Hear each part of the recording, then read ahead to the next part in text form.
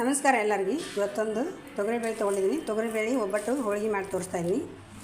ಯಾವ ಥರ ಮಾಡೋದಂತ ನೋಡ್ಕೊಳ್ಳುವ. ಅದಕ್ಕಿಂತ ಮೊದಲು ನನ್ನ ಚಾನಲನ್ನು ಸಬ್ಸ್ಕ್ರೈಬ್ ಮಾಡ್ಕೊಂಬಿಟ್ಟು ಲೈಕ್ ಮಾಡಿ ಸಪೋರ್ಟ್ ಮಾಡಿ. ಹಾಗೆ ನೋಡಿ, ಇಲ್ಲಿ ತೊಗರಿಬೇಳೆ ತೊಗೊಂಡಿದ್ದೀನಿ. ಇದು ದಪ್ಪ ತೊಗರಿಬೇಳೆ. ಸಪೂರ ಅಂತ ಬರ್ತದಲ್ಲ, ಅದು ಕೂಡ ತೊಗೋಬೋದು. ಇದು ದಪ್ಪ ಇದೆ. ಇದು ಗುಲ್ಬರ್ಗ ತೊಗರಿ ಅಂತ ಬರ್ತದಲ್ಲ, ಆ ಥರದ್ದು ತೊಗರಿಬೇಳೆ. ಇದು ನೋಡಲಿಕ್ಕೆ ಸೇಮ್ ಕಡಲೆಬೇಳೆ ಥರನೇ ಇದೆ. ಇದನ್ನು 2 ಗ್ಲಾಸ್ ಅಷ್ಟು ತೊಗೊಂಡಿದ್ದೀನಿ.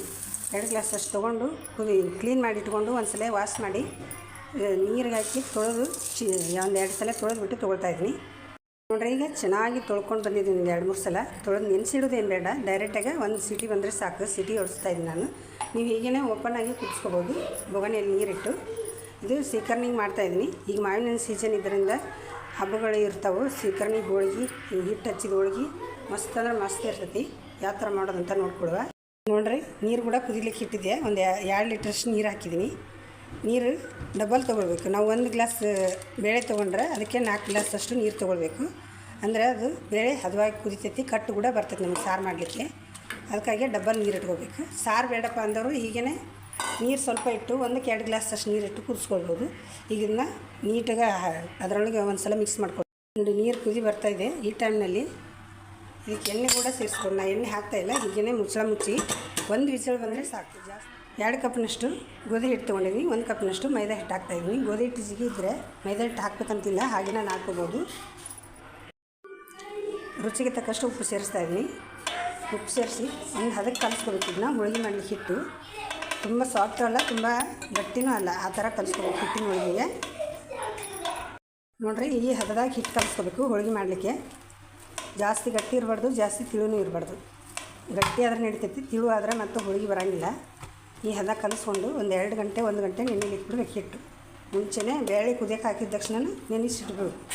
ನೆನೆಸಿಟ್ರೆ ಹೋಳಿಗೆ ಮಸ್ತ್ ಅಂದ್ರೆ ಮಸ್ತಾಗಿ ಬರ್ತಾವೆ, ಚಲೋ ಇರ್ತವೆ ಹೋಳಿಗೆ ಮಾಡೋಕೆ.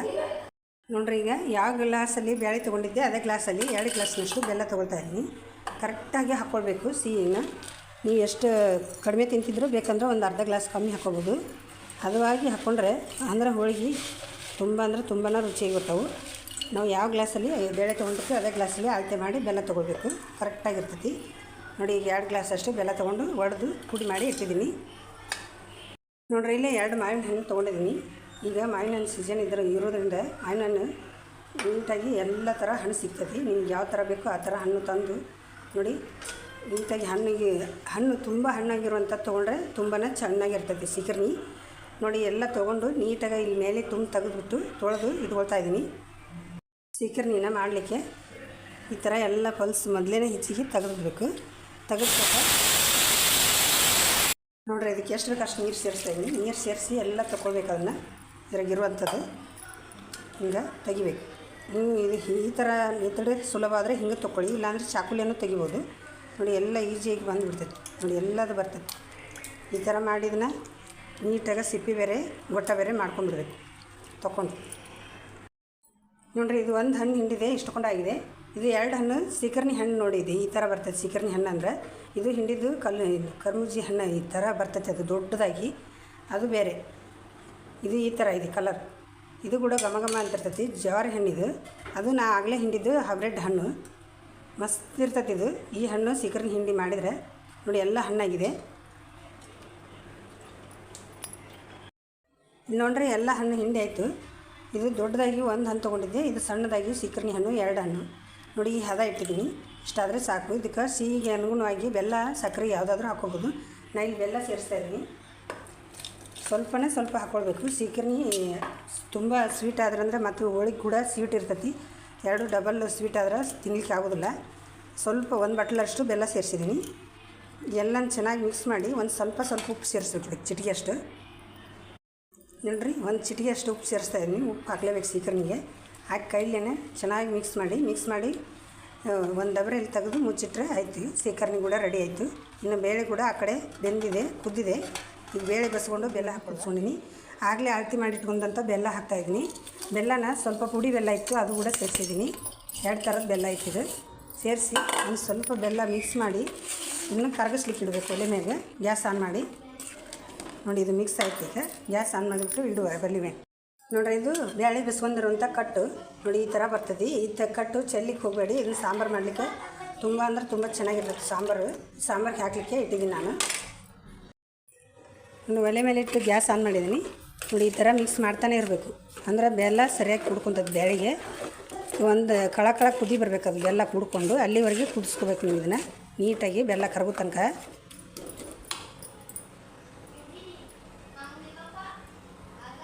ಇಲ್ಲಿ ನೋಡ್ರಿ ಚೆನ್ನಾಗಿ ಬೇಳೆ ಕುದೀತಾ ಇದೆ, ಬೆಲ್ಲ ಕರೆಕ್ಟಾಗಿ ಕರಗಿದೆ. ಇಲ್ಲಿವರೆಗೆ ಕುದಿಸ್ಕೋಬೇಕು ಇದನ್ನು, ಅಂದ್ರೆ ಬೇಳೆ ಹಳಸೋದಿಲ್ಲ, ಹೂರಣ ಬೇಗನೆ ಕೆಡೋದಿಲ್ಲ ಹೋಳಿಗೆ. ಇಲ್ಲಿವರೆಗೆ ಕುದಿಸ್ಕೊಂಡು ನೀಟಾಗಿ ಕುದ್ದಿದೆ. ಈಗ ಗ್ಯಾಸ್ ಆಫ್ ಮಾಡಿಕೊಂಡು ತಣ್ಣಗಾಗ್ಲಿಕ್ಕೆ ಬಿಡ್ತಾಯಿದ್ದೀನಿ. ಇದಕ್ಕೆ ಒಂದು 2 ಏಲಕ್ಕಿನ ಕುಟ್ಟಿ ಪುಡಿ ಮಾಡಿ ಹಾಕ್ತಾಯಿದ್ದೀನಿ. ನೀಟಾಗಿ ತಣ್ಣಗಾಗಬೇಕಿದು. ಈಗ ಗ್ರೈಂಡರ್ಗೆ ಹಾಕ್ಕೋತಾ ಇದ್ದೀನಿ, ನೀವು ಮಿಕ್ಸರ್ಗಾದರೂ ಹಾಕ್ಕೋಬೋದು. ಸ್ವಲ್ಪ ಜಾರ್ನಾಗ ಹಾಕ್ಕೊಂಡು ಸಣ್ಣ ಜಾರ್ನಾಗ ರುಬ್ಕೊಂಡ್ರೆ ನುಣ್ಣಗೆ ಆಗ್ತದೆ.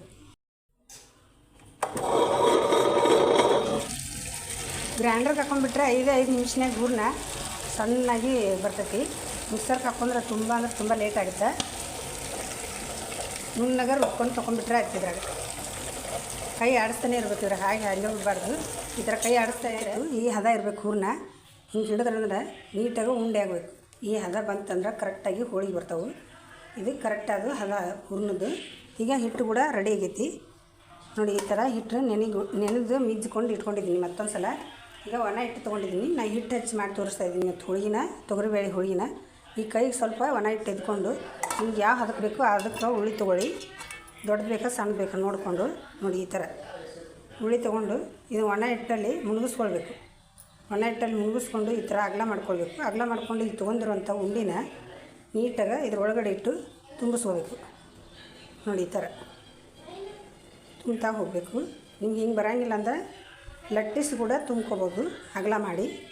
ನನಗೆ ಅಭ್ಯಾಸ ಇರೋದ್ರಿಂದ ತುಂಬ ತೋರಿಸ್ತಾ ಇದ್ದೀನಿ. ಇದೇ ಥರನ ನೋಡಿ. ಹಿಂಗೆ ಮಾಡಿಬಿಟ್ರೆ ಮೇಲೆ ಬಂದುಬಿಡ್ತೈತಿ. ಇದು ಹೂರಣ ಎಲ್ಲ ಒಳಗೆ ಕೂತ್ಕೊಂಡ್ಬಿಡ್ತೈತಿ.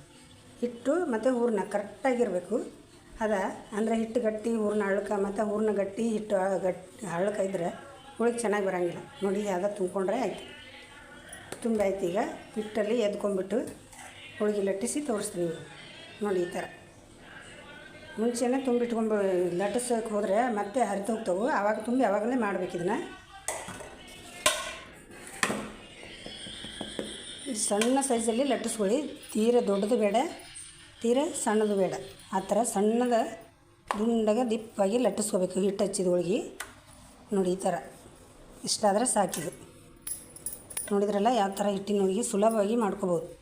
ಎಣ್ಣೆ ಹೋಳಿಗೆ ಆದರೆ ಇನ್ನೂ ಜಂಜಾಟು, ಇದೇನು ಜಂಜಾಟಿಲ್ಲ. ಈ ಥರ ಸುಲಭವಾಗಿ ಮಾಡ್ಕೊಂಡ್ಬಿಡ್ಬೋದು ಪಟ್ ಅಂತ. ತೊಗೊಳ್ಳೋದು ಕೂಡ ಸುಲಭನೇ. ಗ್ಯಾಸ್ ಕಟ್ಟೆ ಮೇಲೆ ಮಾಡಿ ತೋರಿಸಿದ್ದೀನಿ ನೋಡಿ. ಯಾವ ಥರ ಬನ್ನಿ, ಇಷ್ಟು ದಪ್ಪವಾಗಿ ಇರಬೇಕು ಹೋಳಿಗೆ, ಎಲ್ಲಿ ಕೂಡ ಕಟ್ಟಾಗಿಲ್ಲ. ಇದೇ ಥರ ಬರಬೇಕು. ಇಲ್ಲಿ ಹಂಚು ಕೂಡ ಕಾದಿದೆ, ಹಾಕ್ಕೊಳ್ತಾ ಇದ್ದೀನಿ. ನೀವು ಎಣ್ಣೆ ಹಾಕಿ ಬೇಯಿಸ್ಕೊಬೋದು, ಹೀಗೇನೂ ಬೇಯಿಸ್ಕೋಬೋದು. ನಾನು ಎಣ್ಣೆ ಹಾಕಿ ಬೇಯಿಸ್ತಾ ಇದ್ದೀನಿ ಸ್ವಲ್ಪ. ನೋಡಿರಿ ಈ ರೀತಿ ಬೇಯುವಾಗ ಆಳಿಸ್ಕೊಂಡ್ಬಿಡ್ಬೇಕು ನೋಡಿ. ಎಷ್ಟು ಚೆನ್ನಾಗಿ ಬಂತು.